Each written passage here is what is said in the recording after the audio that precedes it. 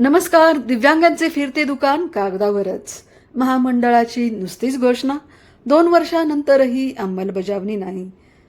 बँका फेटाळतात योजना, बीज भांडवलाचे 75% प्रस्ताव.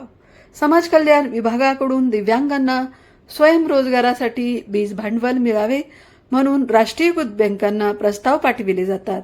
सोलापूर जिल्ह्यातील 100 दिव्यांगांपैकी तब्बल 75% प्रस्तावावर बँका निर्णयच घेत नाही, अशी वस्तुस्थिती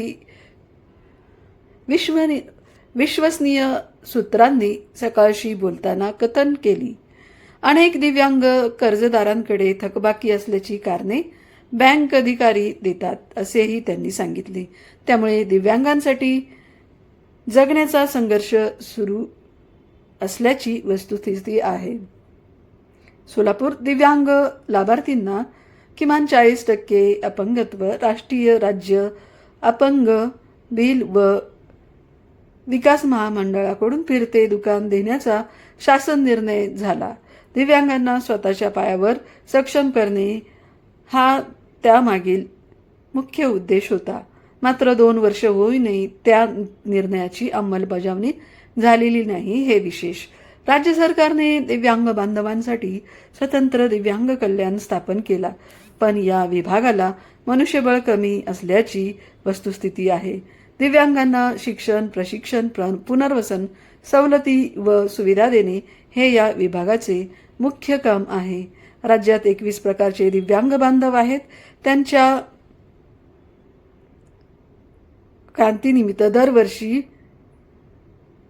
कुष्ठरोग दिन, बहुविकलांग दिन,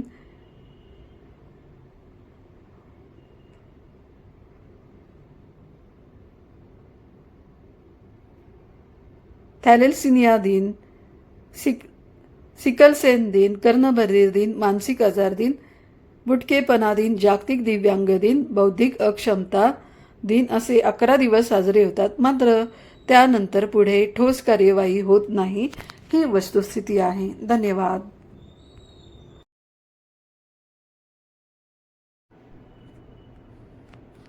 नमस्कार. स्वतंत्र मंत्रालयाचा दिव्यांगांना मिळेना लाभ, कल्याणकारी योजनांसाठी पायपीट सुरूच. जागतिक दिव्यांग दिन. छत्रपती संभाजीनगर पुढारी वृत्तसेवा दिव्यांगांना समाजाच्या मुख्य प्रवाहात आणण्यासाठी आणि त्यांच्या कल्याणासाठी गतवर्षी राज्य शासनाने स्वतंत्र दिव्यांग मंत्रालय स्थापन केले. मात्र याचा थेट लाभ अद्याप एकाही दिव्यांगाला मिळालेला नाही. शासनाच्या योजनांचा लाभ मिळवण्यासाठी राज्यभरातील दिव्यांगांची या कार्यक्रमात अशी पायपीट सुरूच आहे. दरवर्षी 3 डिसेंबर हा जागतिक दिव्यांग दिन म्हणून साजरा केला जातो. सामान्य लोकांमध्ये जनजागृती व्हावी या उद्देशाने हा दिन साजरा केला जातो. गतवर्षी याच दिवशी खास दिव्यांगांसाठी राज्यात स्वतंत्र मंत्रालयाची स्थापना केल्याची घोषणा केली होती. त्यामुळे दिव्यांग बांधवांमध्ये मोठा आनंद आणि उत्साह होता.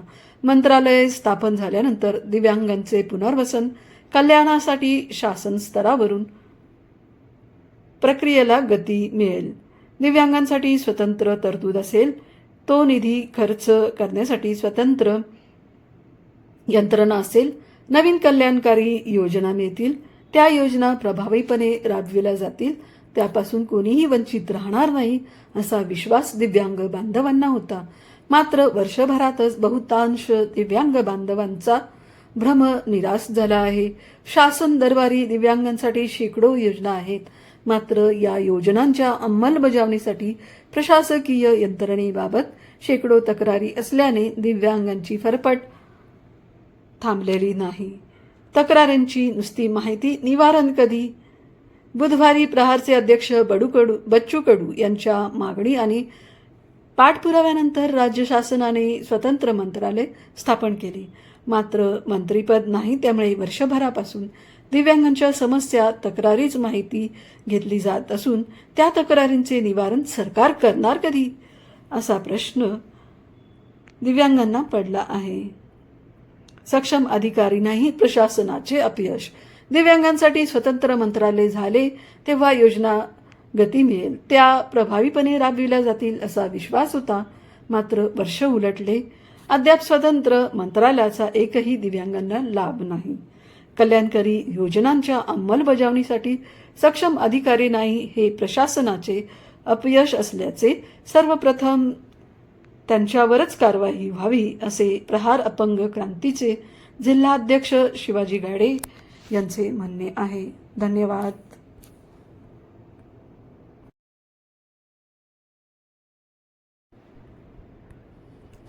नमस्कार बांधवांनो, अपंगांचे मनोगत. अरे धट्ट्या कट्ट्या बांधवांनो, ठेवा अपंगांच्या समस्यांची जाणीव. बंद नेत्रांनी चालून तर बघा, समजेल तुम्हाला जाणीव. कुणास पाय नाही तर कुणास हात व डोळे, तुला दिले बलदंड शरीर तरी आत्महत्येचे डोहाळे. बंधुत्वाची ठेवूनी जाण, नोकरीत द्या आम्हा स्थान. परावलंबत्व कमी करण्या घ्याल का तुम्ही पुढाकार. सदर कविता ही अशोक सारडे यांनी लिहिलेली आहे. संकलन राम पाटील, बुलढाणा. धन्यवाद.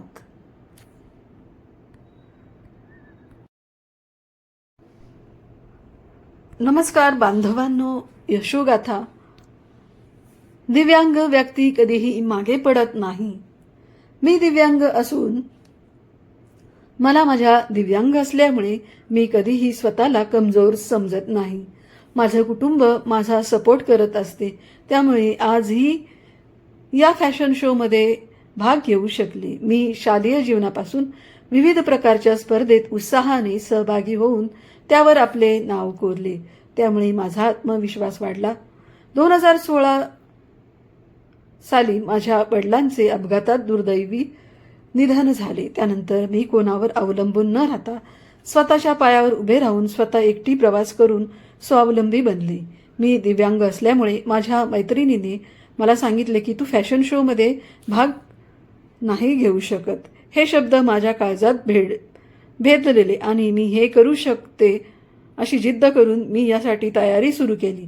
मी फक्त दिव्यांग असल्यामुळे कोणत्याही क्षेत्रात मागे राहणार नाही असा मनात ठरवलं आणि मी अनेक फॅशन शो कार्यक्रमात सहभाग घेतला आणि मला चांगला प्रतिसाद पण मिळाला. दिव्यांगांसाठी प्रगती प्रोत्साहन स्तोत्र. मी माझ्या सर्व दिव्यांग मित्रमैत्रिणींना सांगू इच्छिते की मनात ठाम विचार केला व स्वतःमध्ये काही करण्याची इच्छा असली तर कुठल्याही क्षेत्रात दिव्यांग व्यक्ती कधीही मागे पडत नाही. फक्त स्वतःमध्ये आत्मविश्वास असायला हवा. दिव्यांग व्यक्ती देखील कुठल्याही क्षेत्रात स्वतःचं अस्तित्व निर्माण करू शकतात. धन्यवाद.